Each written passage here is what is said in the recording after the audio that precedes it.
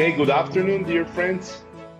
It is an honor to share this preliminary conference to the Third International Convention of Historians and Numismatics, Cartagena 2021, in charge of our Vice President for the US, Carol Tedesco, and Augi Garcia.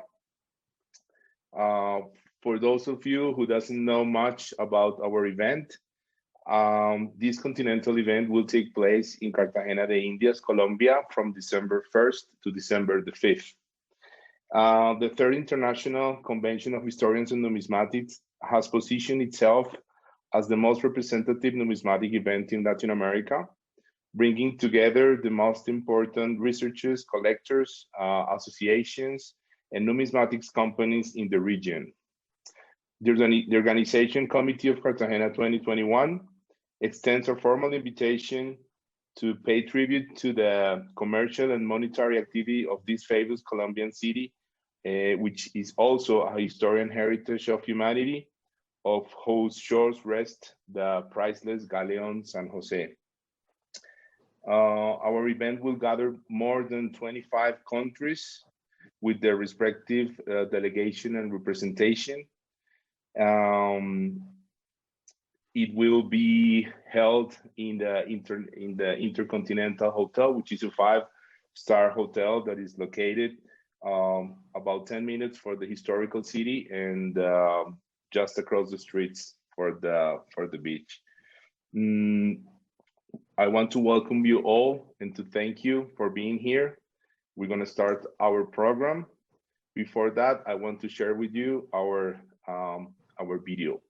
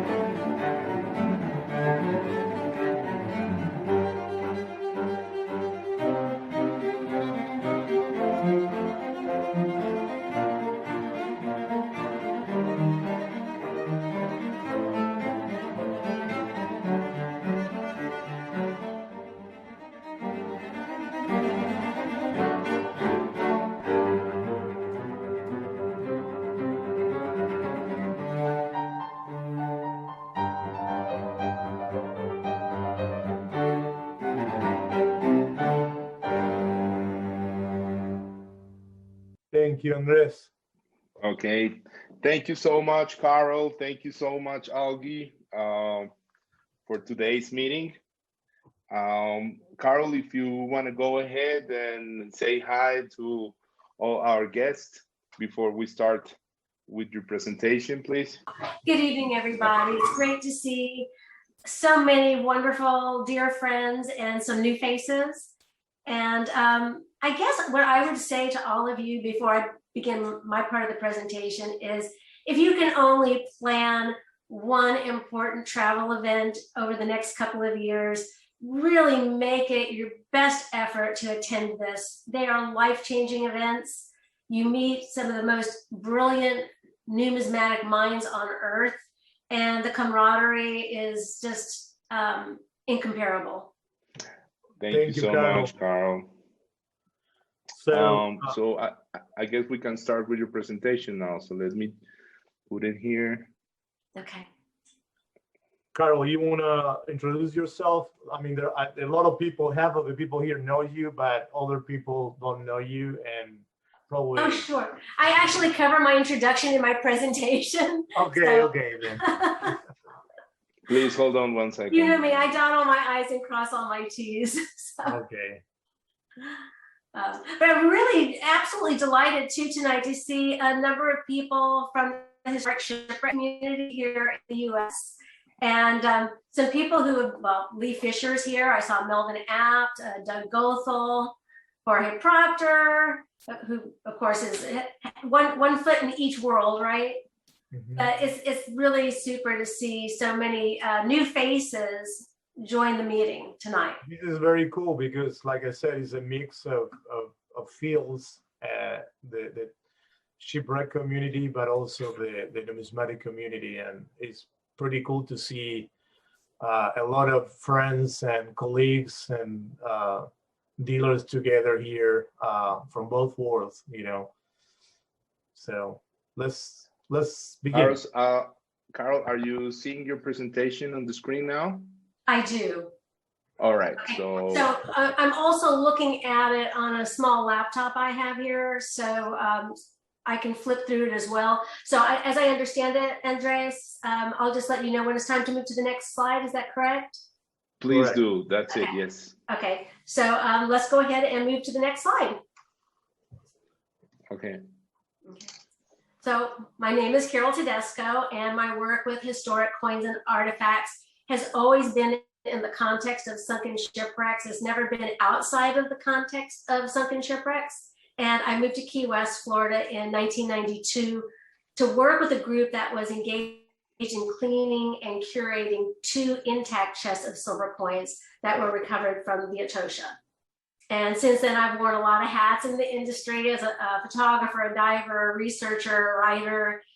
I've planned some projects, but my specialty is shipwreck recovered Spanish colonial cob coins and creating flow systems and database designs for the curation and analysis of large recoveries. Okay, so today I'm going to share some background on the famous 1622 fleet shipwrecks, Nuestra Señora de Etosha, Santa Margarita, and also touch on how their coin cargoes compare to a couple of other shipwrecks from the year 1622, the Florida Dry Tortugas deepwater shipwreck and the Portuguese carrack São José that sank off of Africa en route to India, also in 1622. So we can go to the next slide, please. When Philip IV inherited the throne of the Kingdom of Spain, he was 16 years old, and it was late March of 1621. And his inherited dominions were full 1/3 of the known world, which made him the most powerful ruler, and his kingdom the most powerful kingdom on earth. Next, please. And this young king also inherited an enormous debt. Next, please. And actually, Andres, I've pretty much, I've captioned all the slides, so you can follow along and flip forward when I finish the text on each one. For generations, the Kingdom of Spain had consumed money rapaciously. It was spent to finance war and lavished on luxuries. Next.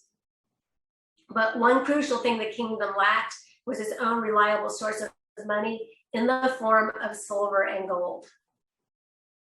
With a desperate need for money and a conviction of entitlement to acquire it at any cost, the Kingdom of Spain's solution was to plunder the resources of others. Next. And by 1622, little more than a century after Columbus's first voyage, Spain's pursuit of riches and glory and souls to convert had resulted in the conquest of much of the Caribbean, Mexico, and other parts of the Americas, the New World. Next. So silver was the most abundant treasure of the Indies, and royal mints were established in key areas to process and regulate what seemed to be an unending flow of silver flowing from New World mines. Next.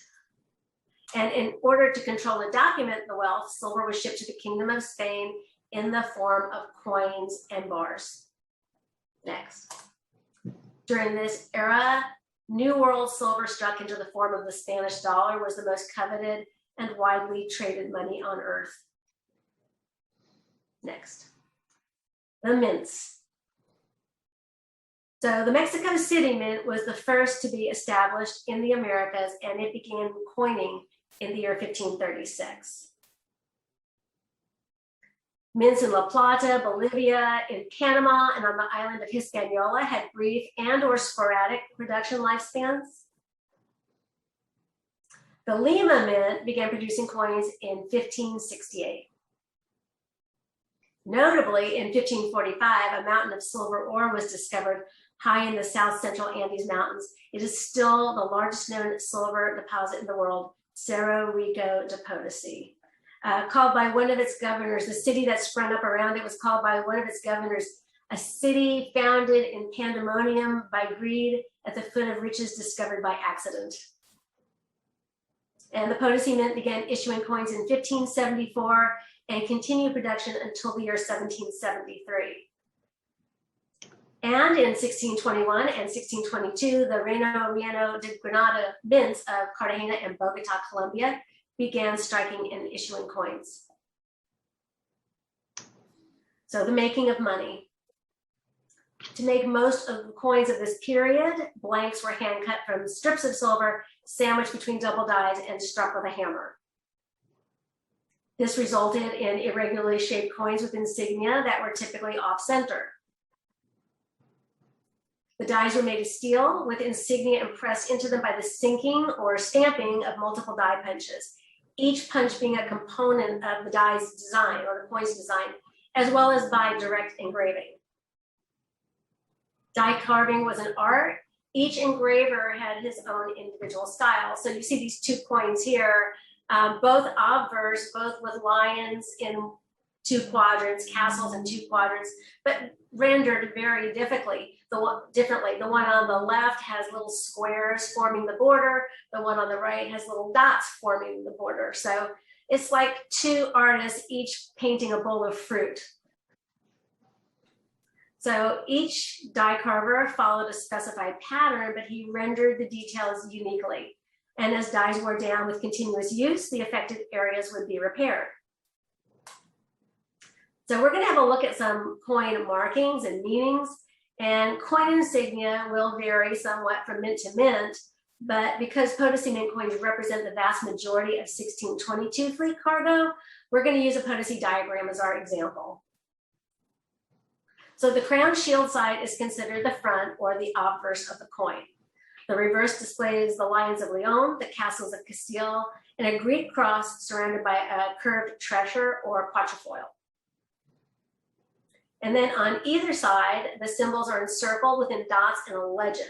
So you see on the left, Philip is 3, or it could be Philip is 4, DG, de gratia, or by the grace of God, Hispaniarum, and then on the reverse, et Indiarum Rex Anno, and the date.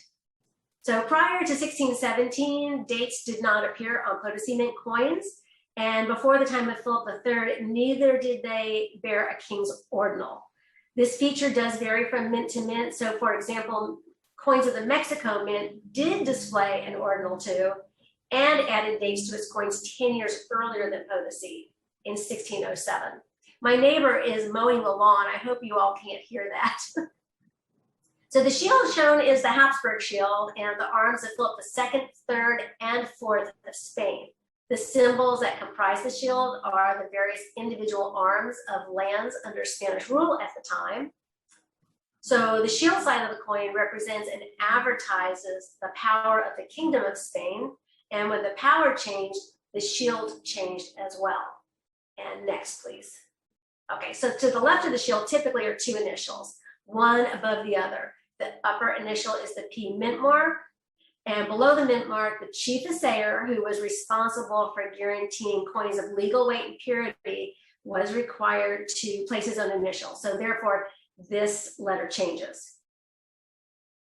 And because assayers came and went over time and sometimes substituted for one another, it's not uncommon to detect initial overstrikes and erasures, such as these three examples. So on the left, the assayer initial L is struck over the previous assayer initial B. And in the center, you see an erased or smudged out initial below the mint mark, and below that, the letter C for the current assayer. Daniel knows this one well, I believe. And on the right, the assayer initial M is struck over the previous assayer initial Q. And assayer M is one of Jorge's contributions to our group. Now, appropriate size dies were used to manufacture each denomination. Hand trimming brought the coins to specified weight. Now, each fleet of ships that delivered New World wealth to Europe had its own purpose and route. Coins minted in Mexico City were transported overland to Veracruz on the east coast of Mexico, and in Veracruz were consigned to New Spain fleet ships. Next, South Sea fleet ships offloaded at the Isthmus of Panama, and from there, their cargoes were transported overland to be loaded onto terra firma fleet ships at Portobello. And then the terra firma fleet ships collected treasures from Portobello and Cartagena. So the terra firma and New Spain fleets had one port of call in common, and that was the port of Havana, Cuba. And this was the final port of call for all ships before undertaking the voyage to Spain. So now the 1622 fleet. In September of 1622, with hurricane season upon them, a 28-vessel terra firma fleet prepared to depart the port of Havana. Two of the vessels in the 28-ship fleet were the famed Nuestra Señora de Atocha and Santa Margarita. The two most valuable ships in the fleet, their cargoes consisted of vast imperial, private, and commercial wealth: tobacco, indigo, mercury, silver bars, and wooden chests full of silver coins. The Atocha's cargo manifest listed 901 silver ingots and 255,000 registered silver treasure coins. The Margarita's manifest listed more than 550 bars and more than 140,000 silver coins. Silver vessels and housewares, anything you might see on a wealthy family's dinner table or a Catholic altar, were on these ships. And there was gold in a multitude of forms, and with a value ratio of 16 to 1 between gold and silver. Gold, of course, was a very precious commodity. With officers, crew, and passengers came personal belongings such as medical and navigational tools, precious gems and jewelry, artistic and cultural souvenirs. On September 4th, 1622, loaded with registered cargo, personal possessions, and smuggled contraband, the 1622 fleet ships departed Havana. But only 2 days after departing, more than half a dozen of the ships were lost in a storm and fearful tempest in the Florida Straits. Lost were many hundreds of lives and a king's ransom and treasure. It was a profound setback for Spain, whose supremacy in the world was upheld by the wealth of the Indies. Salvage efforts of the period, led first by Captain Gaspar de Vargas and then by Havana businessman Francisco Galleon, did yield some success on the Santa Margarita, but the Atocha eluded all efforts. So over the years, time marched on and further efforts were abandoned, and centuries passed. In 1980, divers working for a man named Mel Fisher discovered a portion of the Santa Margarita shipwreck near the Marquesas Keys in the Florida Straits. Next slide, please. So you can see there, under the water, wooden chests full of silver coins, blackened with time and fused together in the shape of the boxes that held them. 5 years later, and 3 miles away, Fisher divers discovered a dark, irregularly shaped, and mysterious mass rising from the ocean floor in 55 feet of seawater. It was the lower hull section of the Nuestra Señora de Atocha. Approximately 180,000 silver coins have been recovered from the Etosha shipwreck to date of the 255,000 registered coins we know of. Fewer than 50,000 have been recovered from the Santa Margarita. Each and every one was hand-struck, one at a time. Most of them originated from Potosi and its mountain of silver. Because of a chemical reaction between the metal and salt water, a residue of silver called silver sulfide forms, blackening the coins and often fusing them together into the shape of the container that held them. And here you can see underwater the divers working with the airlift, a huge silver coin conglomeration. And these chests usually held anywhere from 2,000 to 4,000 coins. And then you'll see some remaining wood on the outer edges of the chest. And this coin perfectly illustrates its history of centuries underwater in a decaying rosewood chest. Next slide, please. So the surface area that was protected in the chest by other coins is preserved. And the exposed area that protruded from the chest was worn down by centuries of exposure. So you can see the thinned out edges on the rim. Next slide, please. And silver coins are cleaned by a technique called electrolytic reduction. Coins are suspended individually from metal alligator clips and into a soda, ash, and water bath mixture. Next slide. The alligator clips are secured to rods with stainless steel wire, and the rods are wired to a battery with voltage and amperage determined by the number of coins in each batch. The power supply is engaged, and that begins a process of reverse electrolysis. And of course, I can repeat this like a monkey. Do I understand the science exactly? No, but it does clean the coins. Next slide, please. Traditional data collection includes documenting specific information such as a coin's denomination, weight, and mint of origin. Next slide, please.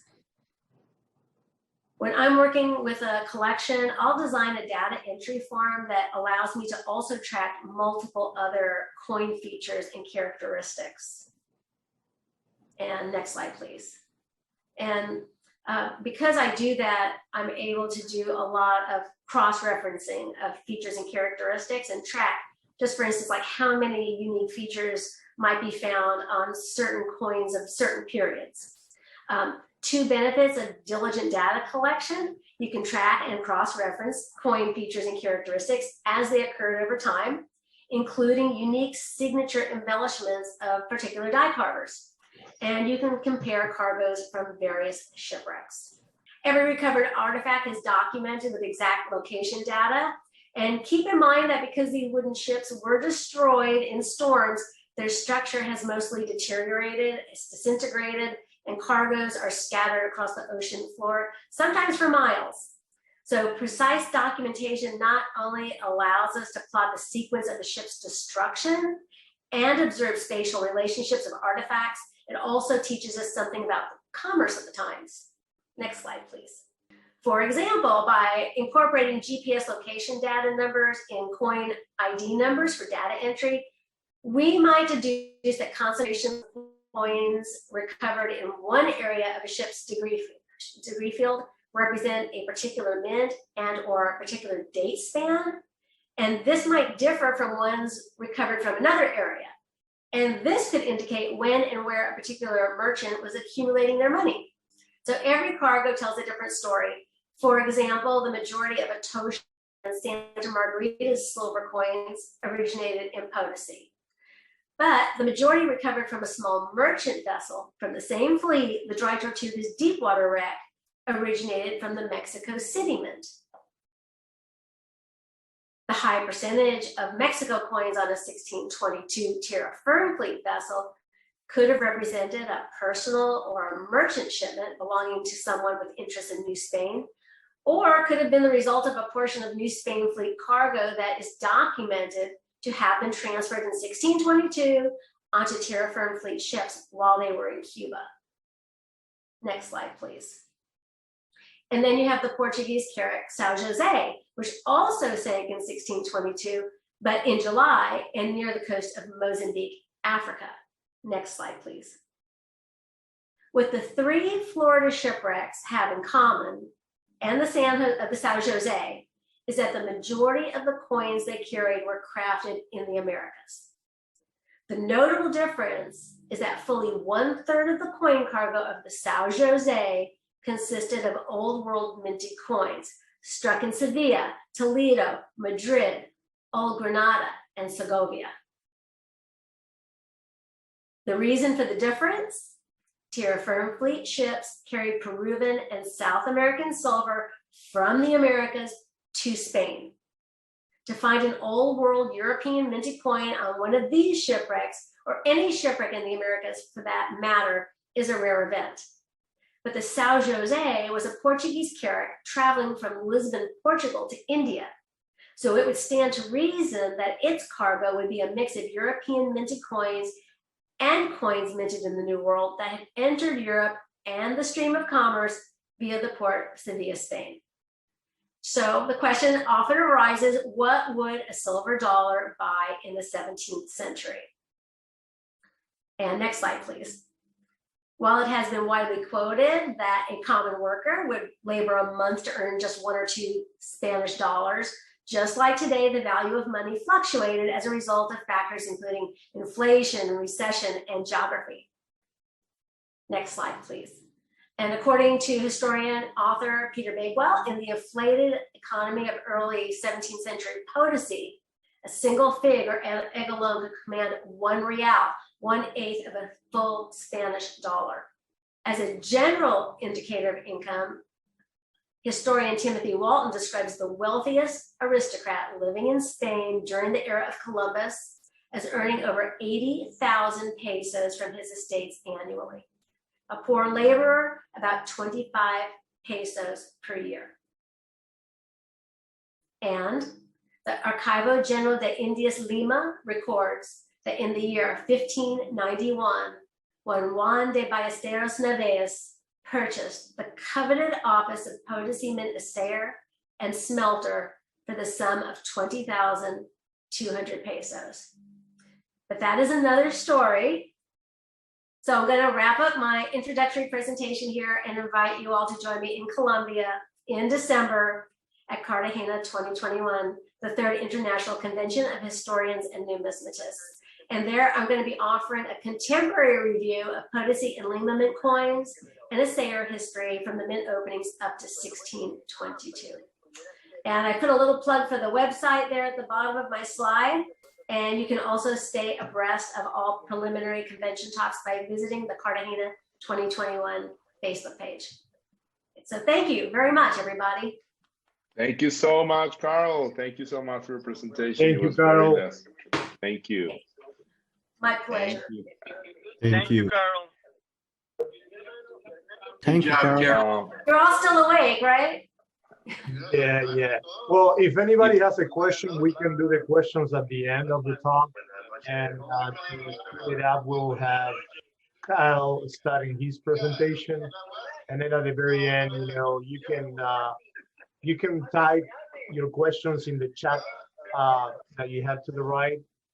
And then I'll read it to Carol or Kyle. And we'll do that after we give the intro to the Congress. But without any other interruption, let's go ahead and have Kyle Ponterio giving his presentation. Kyle, would you like to tell people about yourself? I will ask everybody to turn off their microphones. Okay, thank you. Kyle, so now is your time. Tell us about you, and whenever you're ready, Andrés will start the slide and you can start your presentation. Thank you. Sure. Hi, everybody. Thank you for attending. This is actually this is a great honor, and this is going to be a lot of fun, and the event looks like it's going to be a lot of fun. I've been in the industry since before I was born. Many of you guys might know my father, Richard Ponterio, and my brother, Kent Ponterio. Where my brother and I are both 3rd generation coin dealers, but not in the traditional sense. It started with our father first, then our grandfather, his dad, and then us. And so yeah, I've been with Stax Bowers for 13 years, and I am a senior numismatist and cataloger, and I do lots of research when we're cataloging, and so yeah. So let's get started. So first and foremost, the topic is a little misleading on the title, How to Collect World Coins. There is absolutely no wrong way to collect. There are different ways to collect, but there's no wrong way to collect. Everybody likes something different, and everybody has different things that they like. So why collect world coins, or why do people collect them? There's a number of reasons, and it's not contained to just one, but these are some major reasons. Heritage is one of them. Someone likes to collect their ethnic background. Like, I've got a Colombian Forascudo cob there, kind of centered on the theme of the talk and the convention. So that's why I chose that one for heritage. Colombia has a long history of coins and numismatics, and you can collect all different types of coinage and styles of manufacture.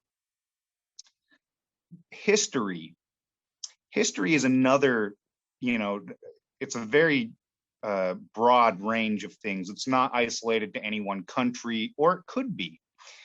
For me, I like really strange and obscure things. So the coin that I picked there was a coin from my own collection, and basically, that encompasses the tumultuous times that was going on there. It was a war for independence issue, and then it was a necessity coinage from Guatemala. So, it started out as an insurgent coin, then was authorized by the royalists, and then left Peru and went to Guatemala, where it was countermarked almost 20 years later. So that one tells quite a big story there. And then aesthetics. Now, I picked a modern coin because for this one, and because it is the top of the manufacture. Like the way that the manufacturing that they do on modern coins today is just outstanding. It's to the absolute highest standards. The way that the dies are prepared are just absolutely, they're amazing. And so it doesn't necessarily have to be a modern coin. There's all kinds of coins that are very beautiful, well done, and accepted as being something of beauty. So let's move on to the next slide. And so for heritage, right? Like I said, Colombia has a long, deep-seated history with numismatics and coins, and Bogota Mint and Cartagena mints, they were prolific. Colombia has a huge source of gold. So, the first coin, the 1721 8 real, is an exceptionally rare coin, and is not like the other coins from the other mints. Silver was never something that Colombia had in quantity. Most of the silver that came from Colombia was from the byproduct of refining the gold. Also, another byproduct from refining the gold was platinum, which the Colombian gold, unlike places like Mexico or some of the other mints, has an abnormally high amount of platinum in it. And it wasn't worth much at the time. In fact, it was just slag. It's a byproduct. So that was oftentimes just dumped or thrown away, and later years it was used to make contemporary counterfeits. So the next two coins, they're both Forascudos, and they're both struck in the same year. The Forascudo cob is a really rare date, but the 4 escudo milled, the portrait type, is I believe unique, and same with the 8 escudo of the same date. I believe those are both unique. Now, why I chose those 2 pieces is because it's a transitional year. They were striking cobs up until 1755, and then they transitioned to milled coins, and the early milled coins are rare and they seldom appear. And the 55 was actually unknown until the Eliasberg came out. Eliasberg collection broke, and wow, there's a 1755 milled 4 escudo, and then another the 55 8 escudo appeared. So those coins were known, but nobody really knew about them. Nobody had seen them. And so yeah, those I thought were pretty interesting and pretty important types, because you have the same type or same denominations, different types, different styles of manufacture. So moving on to the pillar dollar, like as with the cob, all silver issues from colonial period are rare. They are extremely rare. There are very few dates known for Colombia as a pillar dollar. And even with those dates known, there aren't many examples known of each date. So it is something that all collectors aspire to own, is a Colombian pillar dollar. I mean, they're a really bitchin' coin. The next coin is the 1763 rat nose 8 escudo. That too is also a transitional year. That year, they also started striking the wigged bust 8 escudos, or gold coins of Charles. The rat nose is always a popular type. It's a really kind of interesting, bizarre design, and then you go to the more refined style of the wigged bust. So, and then below that is a Charles III 2 real. And this is the more commonly encountered bust type, the one that you see it's pretty uniform across all the mints.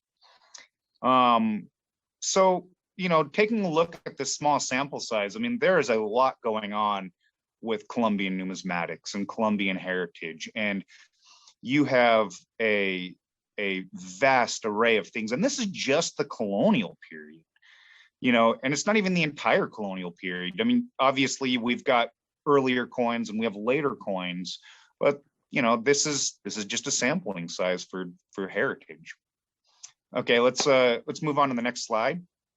So these are all coins from my collection, which I sold in January of 2020.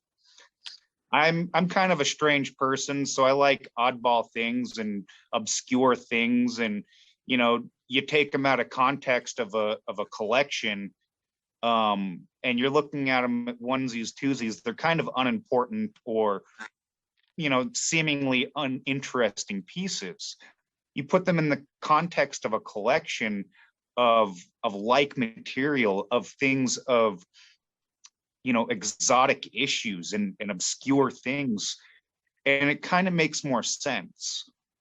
That first coin, it's a cob looking coin, was actually manufactured the same way as a cob, struck with what it's purporting itself to be Mexico City mint, but is clearly not. I mean, it's terrible style for Mexico City.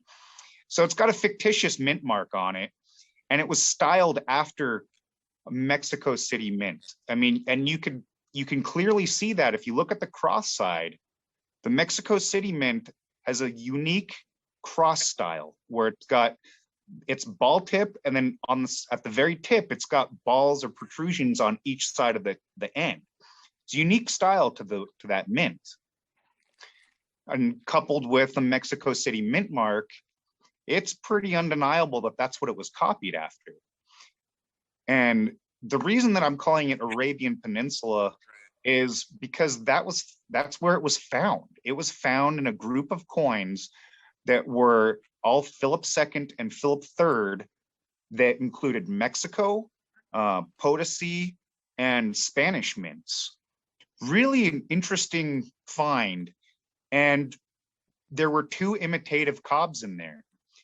So just by, being associated with that find, that's why we called it an Arabian Peninsula imitative cob. Same style of manufacture, just not an official piece. The one below that is important to countermark collectors, particularly West Indies or British related. It is a coin that when my father sold that in 1983, it legitimized the under countermark. It's got a script, an incuse script GR countermark on the, on the denomination side, right where the 9 is for 960. And at the time, prior to the discovery of that coin, it was kind of it was a countermark that was not necessarily considered bad, but it wasn't considered good. It was definitely questionable authenticity. So with the discovery of pieces like this, it solidified the authentication of the stamp, because you can't have a coin overstruck and have it be a modern forgery, unless the overstrike itself is a forgery. So by default, we can place that to prior to the end of the countermarking action. Now, the coin below that, the Russian 25 kopecks, that coin is really an obscure piece. I only know of about 25 pieces for all denominations, and it's so obscure that most numismatists and collectors in Japan don't even know about it. They don't understand it. They look at it and see a foreign coin with chop marks. That's simply not the case. That coin, the countermarks on it actually are, when they're calculated out to the mamme, which is 3.75. It's also the same weight standard as China and the tail, which is 37.5 grams. It comes out to the exact weight of the coin at the time it was struck. There is a variable of 1%, but that's about it. It's actually less than 1% to the weight of the coin. Really interesting, really obscure. Now, these other coins, these ones they're more mutilated. And, you got the Philippines 8 real, the Scottish piece, and the Tunisian countermark. Those all show some form of mutilation to them, whether it was cut in half or, made into a third, or someone put a hole in it. But they're all done for a specific reason. The first one, the Philippines, it's got a countermark over the hole. Now, normally holes in coins is not necessarily a good thing.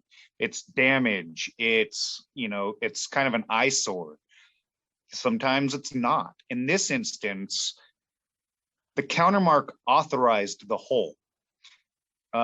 It was at the time that they were countermarking, or prior to when they are countermarking these, they basically demonetized all hold coins.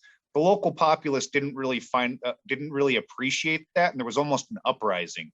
So about a week later, they issued another decree stating, okay, bring your coins in with holes in them, we'll authorize them, we'll countermark them over the hole.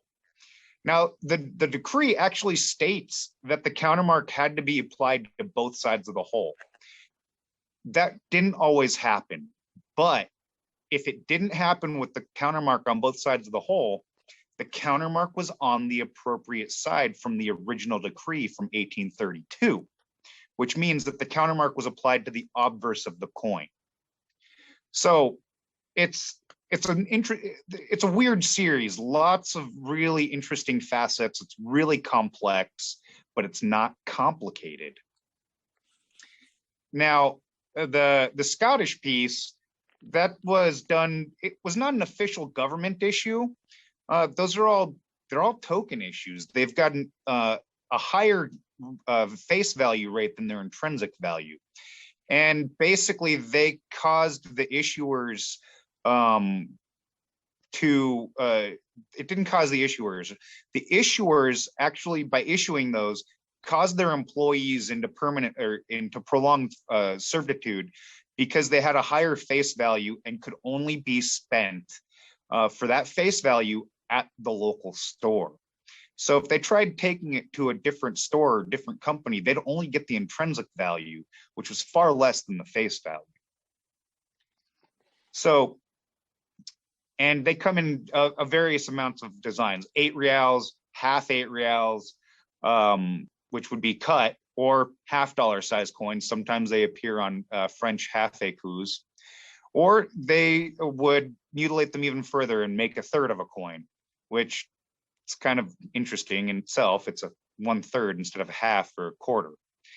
So the coin below that, the Tunisian 8 real. Now, the attribution here is based on hoard find as well.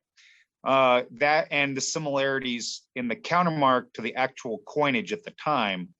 And so there's no official documentation on that. It was just that it's found in the hoard.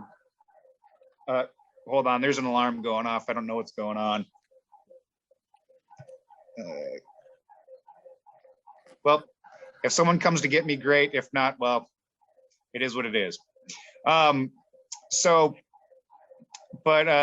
Tunisian cob is actually struck on a Mexico City. If you look at the bottom of the bottom of the countermark on the right side, you can see part of the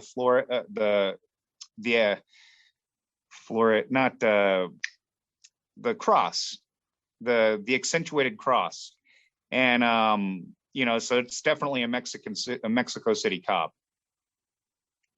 So weird and obscure, really interesting issues. Let's move on to the next slide. So aesthetics, like I said, didn't need to be for modern coins, and aesthetics can cover a wide range, whether it's something that is intricately engraved and just of the highest standards, or it's something that's just beautiful patina. And it's got beautiful designs. The aesthetics can be anything, whatever you find beautiful.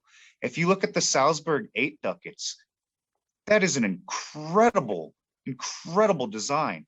It's very, very well done, really intricate, and was done 400 years ago. I mean, you struggle on some modern coins to get motifs that pretty. The Argentine sun face, it's just a beautiful design across the board. I mean, it's a sun face. Who doesn't like a sun face? And then you've got 2 Chinese coins. One has the imperial dragon, and one's got the mythical creature, the unicorn. Very artistic, I mean, the unicorn, you've got the Chinese unicorn and you've got the Western unicorn. And then you've got the coronation medal of William and Mary at the top there and on the left-hand side.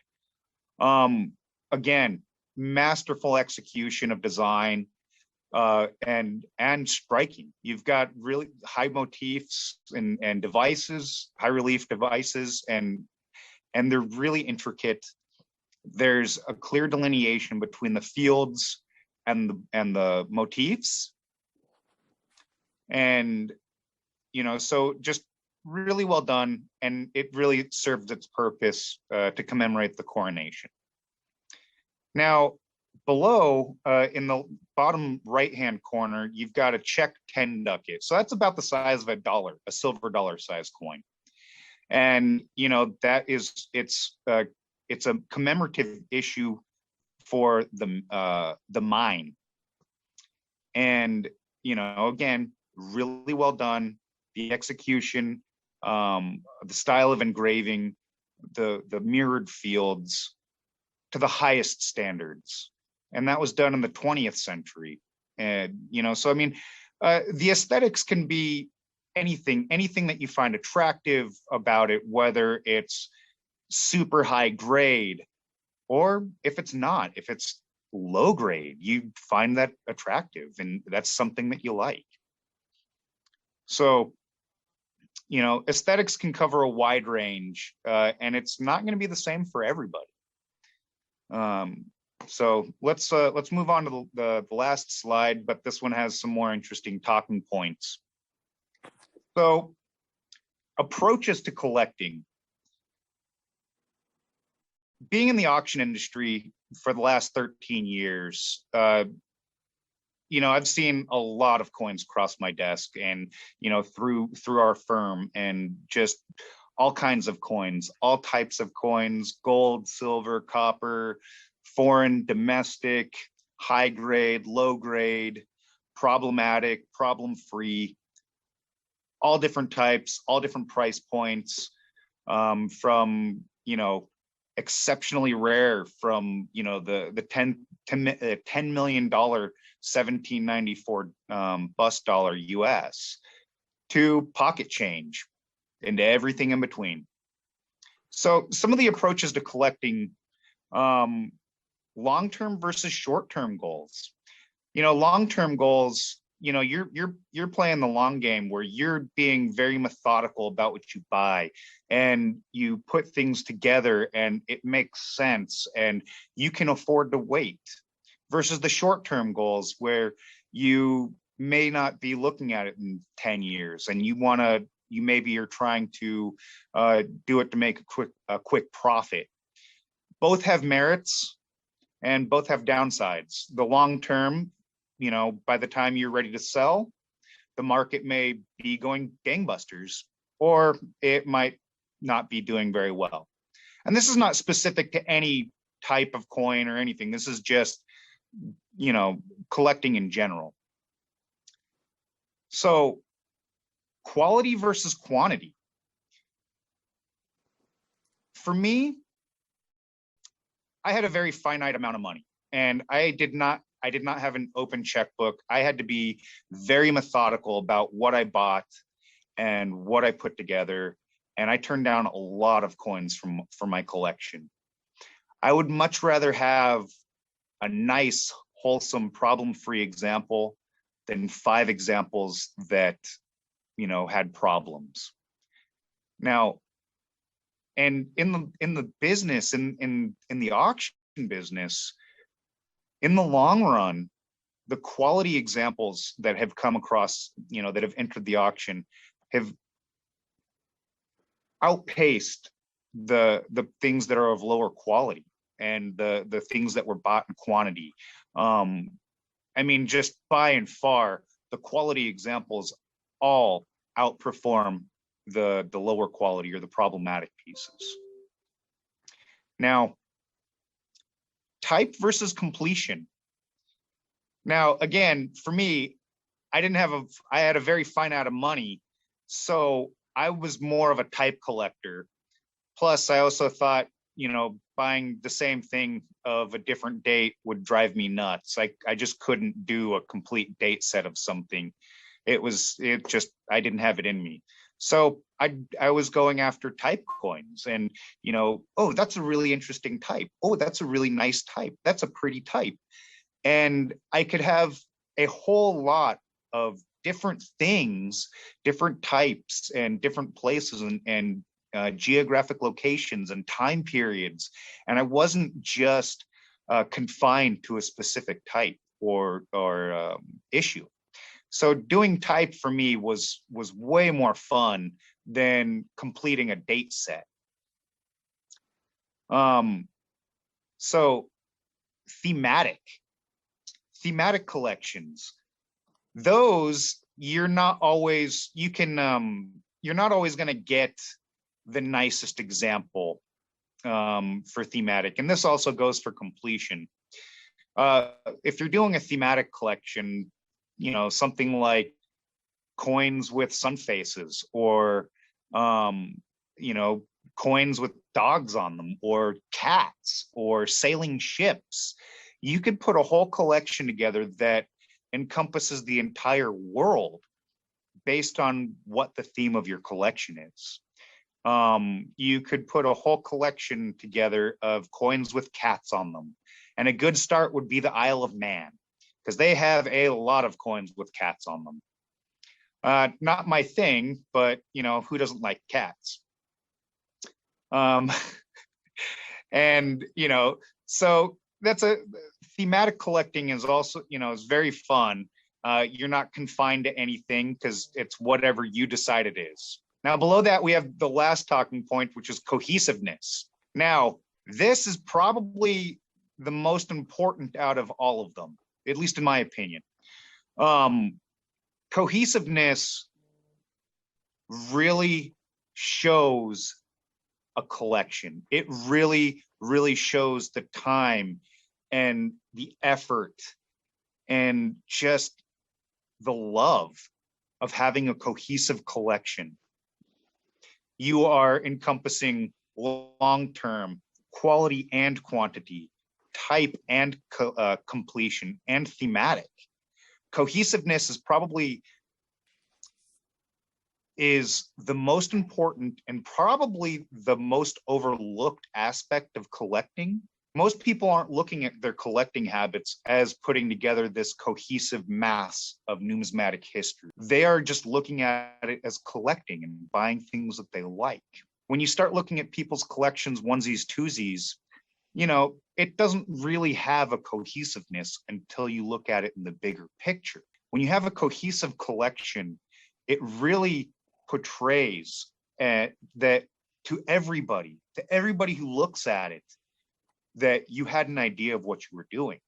You had a mind. You were being very mindful about what you were collecting and how you were doing it. And you know, some of those issues come up maybe once every 5 years. Some come up every month. Some come up once in a lifetime. But having a cohesive collection is really, really important.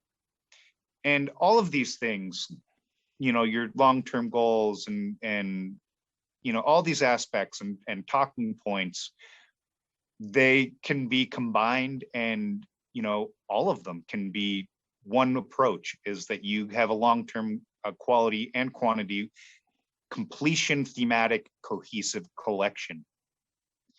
So I know we're going to talk more about this at the end, but that pretty much brings me to my talk, the end of my talk. And so I hope you all liked it, and we'll talk afterwards. Thank you very much, Kyle. Okay. Thank you very much. Thank you so much, Kyle. Fantastic presentation. Thank you. You're welcome. Thanks for having me. No problem. Okay, if anybody had a question, Thank you, Kyle. You can write it in the chat, and we'll do it after we go along with Andrés in a brief introduction on an overview of the Congress. Okay, so without any delay, I'm going to start very quickly. Andrés, can you let me share the screen so I can pull the English Sure. PDF that opens? I got it. Okay. You're the guest. Yeah. Okay. Can you see it? Yep. Okay. Basically, welcome everybody. Thank you for being here. I'm gonna. Augi, maybe you have everybody- to open it.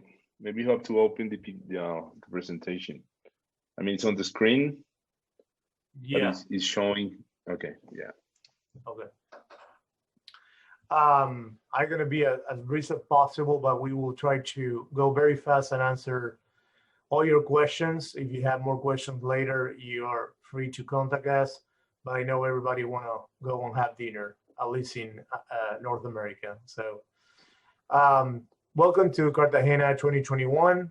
As many of you know, this Congress was scheduled for 2020, but as you know, because of the pandemic, we had to postpone it, not cancel it. That gave us even more time and power to collect more sponsors and ideas to have a very well put together Congress. This Congress has been taking place since 2016, every 2 years. The first one was in Potosí in 2016, and the second in Arequipa in Peru, 2018, and of course, Cartagena 2020, but taking place in 2021. The third International Convention of Historians and Numismatists has positioned itself as the most representative numismatic event of Latin America, bringing together the most important researchers, collectors, associations, and numismatic companies in the region. The organizing committee of Cartagena 2021 extends a formal invitation to pay tribute to the commercial and monetary activity of the famous Colombian city, a historical heritage of humanity of whose shores rests the priceless Galleon San Jose. So as you know, this Congress is very important, not only because it's the 400th anniversary of the first coinage of Cartagena Mint in 1621, but also in a way, there is a lot going on with this shipwreck that still is not being recovered, but lies there in Cartagena. So there will be a lot of talks about it, a lot of interesting historical background, and people will be able to meet all sort of specialties within, history and numismatics. An interesting, Go ahead. I'm sorry, just to mention an interesting fact is that most of the Latin American countries are also celebrating their bicentenary of independence. Colombia. 200 years of independence. Most of the countries that have gathered together are celebrating, if not this year, very soon, or maybe probably the year after, their 200 years of independence. From Spain. That's great. So just to put a little line of events on the Congress. Basically, the Congress is a meeting of international celebrities in each field, history and numismatics, that we gather together, represented by a vice president for each country, and in a logic order, we'll be giving talks and we will share activities that are not necessarily educational, like just visiting, going to the beach or having a dinner and getting to know people from other countries that are in the same field or a similar field. We'll present over 25 live presentations of previously unknown research or unprecedented research. We will also have a commercial exhibit. This is something new that we have not done in the prior events, maybe not to keep a little bit, but we will have the chance to people to have their tables like in a, like you see in the United States in a coin show. Briefly, it won't be like a coin show, but there will be moments that people can go to their tables, show their coins, or sell their coins or buy coins. Okay. Andrés will go a little more in details on that. The event will take place from December 1st to the 5th. Why? Because we want it to be as far as possible from all this pandemic and give time to people to get vaccinated, get settled back on the same schedule of work and traveling. So that's the latest that we can push it. It's almost 2022. So hopefully everybody will be in terms of good terms of travel. If not, we were cautious about it and we learned from the last year, and we that part of the Congress will be virtual. So even though we have people that will give talk in person, over 25 of them, we'll also have a virtual program with around 20 talks that will be via Zoom. So everybody that cannot travel will be be presented as part of the Congress virtually. Obviously, we want people to come in person, and also we will share some in-person talks in a virtual form for the people that cannot travel. I want to tell you very quickly that the origin of the, these congresses were, started with Dr. Danilo Lopez Alba. Today is the president of the Committee for International Historians and Numismatists, and he's the one that carried from one president, from one Potosí, Arequipa, Peru, and now Colombia, and it will keep, moving the torch to the following country that will organize this in 2 years.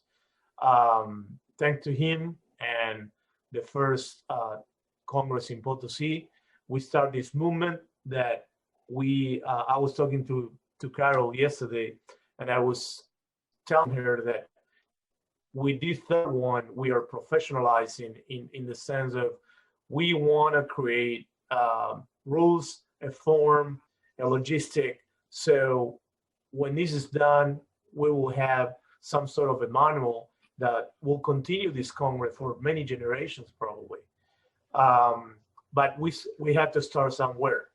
And I was part of the 3 Congresses, and many people here were in the 3 Congresses, and they know, they can tell how much progress we've been achieving. And it was, gradual. We couldn't have done these in the 3rd Congress, and probably we will be not doing what we can do, in 2 years from now. But it's a lot of effort, a lot of people. We want you to come to the band. In a brief paragraph, I can say that the band, it will be gathering there in Colombia, in Cartagena, whether you come a few days earlier to Bogota or go directly to Cartagena. The place is very protected, it's safe, it's angled to the tourists. So it's not like in other places that it was hard to reach, like Potosí. Everything is friendly and prepared for, hosting people from anywhere in the world, especially for Americans living here for almost 20 years. I know what they like, and I think that Cartagena can host them very well. We have one. In that, yeah, go ahead. Yeah, in that sense, Augi, I wanted to let you all know that we're going to be taking care of each one of you since the very moment that you guys land. We're going to have people at the airport and transportation going directly to the hotel. The hotel has all the amenities. It's close to shops and right in front of the beach. It's just like 8-10 minutes ride with a taxi or an Uber to the old city. And we have our opening the 1st of December. So I guess people will be arriving November 30th or maybe the same day, 1st of December. That very first day, we're gonna have a dinner together, and we're gonna be celebrating San Eloy, which is the sant for collectors and numismatics. And we're gonna have other activities because we want you to have a grasp of Cartagena and all the historical places around. So we're gonna have an agenda for tourists. You can bring your family. They can just be at the hotel while you attend the Congress, and they can also share moments with us, like in the tourist places, and That's also to mention that there will be an agenda for companions. So while you are listening to a talk, there will be some event organized for your spouse or friend or kids, so they can go, somewhere else. So we are aiming to have the whole family, like Andrés says. Sorry, go ahead. As Augi mentioned, Cartagena is a really touristic place, so you won't be having or encouraging problems about language or communication. Cartagena is a touristic and friendly place for you guys to come. We can definitely help you to organize anything related to your visit. So don't hesitate on asking us if you want further information, if you're planning to stay after the Congress and you need any kind of help. Also, for the ones of you that will be arriving to Bogota, we can suggest the places to stay and which places to visit, and we can have like some,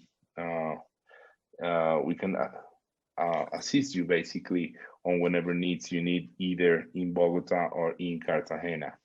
Okay. Well, Augie already explained, but we're gonna have a side of the presentations, or we're gonna have tables for those of you who want to spend some time looking for treasures. And so there's gonna be a big saloon with many dealers from basically all over America. And so you're gonna have time for that as well. And the last day, we're gonna have a special celebration or a special moment with some of the people that wants to publish unpublished research or books. We already have like 6 different books that will be presented for the first time at the end of our show. And we're gonna have the day previous to the closing, which is gonna be Saturday, Saturday night. We're gonna have a dinner as usual, where we're gonna be delivering all the mentions and well, basically closing the presentations and closing the event itself.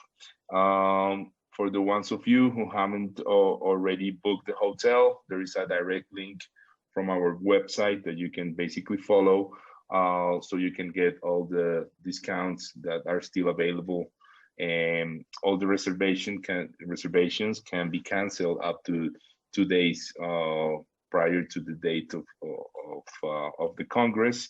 So you don't have to worry about that. Basically, you can go ahead and make a reservation now, so you can get all the discounts. And if you change your plans or anything, you can just cancel it. We're gonna be having all the possibilities of buying the entrance and other types of tickets directly from the website as well. Our website has a basic translator that you can also use if you need all the information in English. And you will have all our contact information in case you need any further assistance. You can just email me or email Augie. You can contact us through WhatsApp, or we also have Najib. There's going to be people that is going to be working with us to assist you. So don't hesitate on asking if you need anything from us. We already finished our contest for the design of the medal. That is going to be the medal of the event. Can you see it? Yeah, I'm seeing it now. All the previous Congresses has this as a tradition. So this year, you can just on the screen see the 3 best out of around 40 proposals or projects. And the winning project is the one in the middle. We're gonna share the explanation as well. For this Congress, we're gonna be encouraging all the speakers to deliver the presentations in July, so we can have them ready. We're gonna make a book out of the around 45 to 50 presentations that we will have. So we need all the information ahead of time so we can put it together and make a book that you guys will receive once you arrive to Cartagena.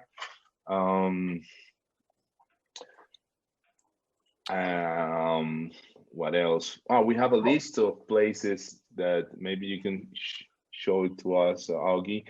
There is a list of places of interest in case you want to stay longer, and these are places that you don't want to miss. Cartagena, as we mentioned, is a really historic place, and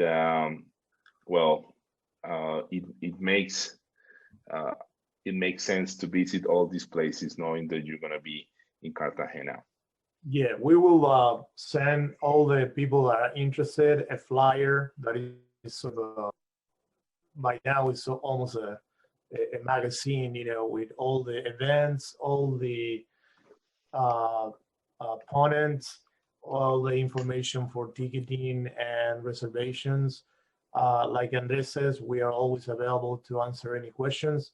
The idea is that we have as many people from North America going to this event, and in exchange, ideas and time with people from all Latin America. In the past, we were only very, very few people going to the United States, and I feel that this Congress can give the chance to all of you to meet with a lot of Latin Americans and connect. As a lot of people ask me about, how about traveling? Do I need a visa? If you're American, you don't need a visa to go to Colombia. Upon arrival, they will simply ask in custom, where are you staying? How long are you going to stay? And what is the purpose of your trip? We will be giving open request. It's not needed, but we will be happy to give you a letter of invitation saying all the details about the Congress. That's in case that you don't feel comfortable and you just, they ask you, what are you doing? And you just show the letter, and that should be sufficient. We usually deliver these kinds of letters for people that are thinking on bringing coins or notes or any valuable, and they don't have experience on how to handle customs.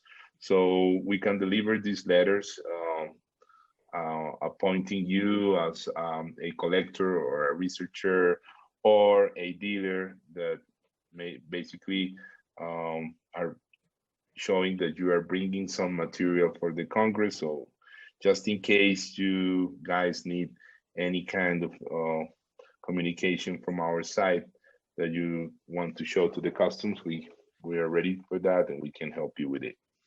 I will probably do, it's a good idea. I don't know if Jorge Madon is here, but Jorge Madon is a vice president for Argentina, and he did something very good. There is a WhatsApp group for people that potentially will be traveling to Cartagena. So there they can exchange a lot about things, flights and timing, and some people are going together. They're going in smaller groups, in bigger groups. I will start a group in WhatsApp and invite anybody that is willing to travel and want to have more answers about certain things, or simply they want to share.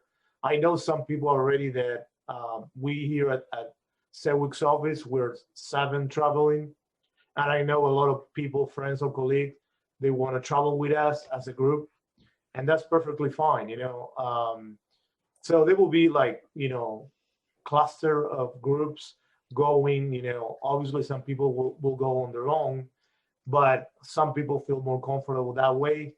That's not a problem, I'll start a group, and whoever wanna, be in that group, let me know after the talk, and there we can share a lot of small details that apply to American going exactly to Colombia. I think that's pretty much all. In the time of 2 weeks, you will be able to buy the membership passes. There are 3 types of passes: gold, silver, and bronze. I won't go into detail right now because I know everybody want to go and have dinner, but you can go to our website, and I will put it in the chat so everybody can look at the website. Yeah. Like I said, in a couple of days is when we open the direct purchase of the memberships. You will be able to buy medals, commemorative medals on this, extra medals if you need, or extra,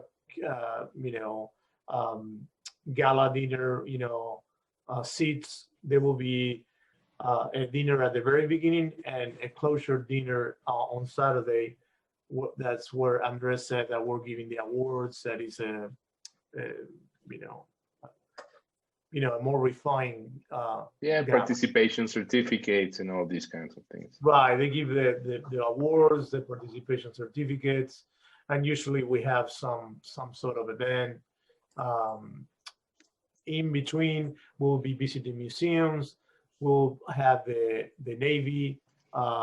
It has very close ties with Andres, so they will open their place, and a lot of big, nice, rounded visits, educational and for fun as well. Lunches and dinners, going to the beach, etc. It's for the family, okay? Without any further explanation about the Congress, and inviting you to email me, WhatsApp me, or call me if you have any questions, I would like to give the word to Dr. Daniel Lopez Alba, that is currently in La Paz, Bolivia. And without him, we will be today talking about the Third Congress. And, he will be giving you a welcoming to this Congress as being the creator. I know he doesn't like to be called the creator, but he actually was the founder of these big congresses and events, obviously with the help of a lot of people, but he's a visible face. He is the vice president currently of the committee for UNESCO Bolivia. He's a lawyer by profession, and he's been working in and out of the government, and obviously is our president for the General Committee of International Historians and Numismatics. So, Daniel. Thank you so much, dear Augi. Good evening, dear ladies and gentlemen. It is a pleasure to greet to Carol Tedesco, to Kyle Ponterio, Daniel Sedgwick, Cesar Corrales, our president of Cartagena 2021, Andrés Cortázar, all the friends, colleagues, and dealers from the world of numismatics. My name is Daniel Oropesa Alba, and I have the pleasure of greeting you from Potosi, the city where our tradition of holding large wedding convention was born. Potosi is also the Silva city that changed the world. When we started with the organization of Potosi 2016, we never thought that we would grow so much and have so many numismatics companies, so many famous academics, and so many numismatic colleagues and celebrities, dealers in our team. Un gran saludo también para nuestro gran amigo Jorge Madonna, para el doctor Garcia Noriega en Perú y por supuesto para Jorge Becerra León en Bogotá y también Robert Marstalir que nos sigue desde Quito y todos los grandes amigos de habla hispana. Now, we are very happy for the seed of Potosi that as much as its coins go around the world.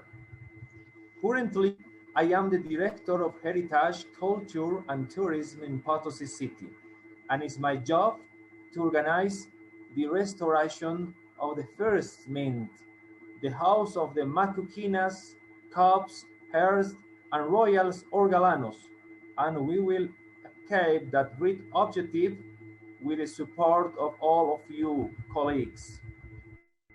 Today, we have two great talks from Carol and Kyle that show you great knowledge from years of research. And that is precisely the reason for joining just once every 2 years to share our knowledge and admire our coins and note banks. Now, it is Cartagena of Indias in Colombia, and it will be an unbeatable event due to all the details that our committee is preparing. I invite you, everyone present, to follow our networks and be present in that beautiful city next December 1 in Cartagena 21. Thank you so much. Muchas gracias para todo. Para todos los presentes, fue una noche estupenda. Agradecemos a todos por su gran participación. Thank you very much, Daniel. Thank you, Andres. I'll leave you the link in the chat. But again, anybody, please contact us if you have any questions. And I hope to see a lot of you in person in December in Cartagena. It will be a unique experience. Thank you, Kyle, a lot for being part of this virtual meeting. Thank you, Kyle, a lot, Andres, and everybody that is here. And without any further, I say goodbye, and I'll hope to see you in Cartagena. Just for those of you who wants to be with us tomorrow we're gonna be having the presentation in charge of Ecuador. Mr. Robert Mastalir is here with us. So tomorrow we're gonna be learning about Ecuador numismatics. So in case any of you wants to follow our preliminary conferences to Cartagena 2021, just follow our social media so you can find the dates and all the information for our further presentations. And I hope to see you all in Cartagena. Thank you so much for being here. I didn't find any questions about the presentations today on the chat, but if any of you wants to say something, intervene, or it's the moment to do so. No, I think they were very, very explicit in the introductory presentations. Like I said, the idea when I invite them was to give a brief intro in two different topics. They're not really, something that people will be asking questions. But if you want to see more of them, Carol and Kyle, they will be giving an in-depth, presentation in December in Cartagena, both with more specific and intensive research for the presentation. This was simply, not trying to adoctrinate anybody or educate anybody, virtually, just a way, an excuse to, introduce you to Cartagena 2021. And, that's about it. I hope. We're going to be at the ANA show in Chicago. So if you guys are planning to visit, we can have a further conversation at the show. And I will be at the fan show next week. If anybody's coming to Orlando, you're welcome to ask any questions. I will try to send each of the participants today a PDF version when it's done in English. All of the bands, all of the names of the speakers, dates, pricing for membership, and the most important, the hotel information. Like Andres said, I think that's the most important thing. You can cancel at any time, and I recommend to do that soon.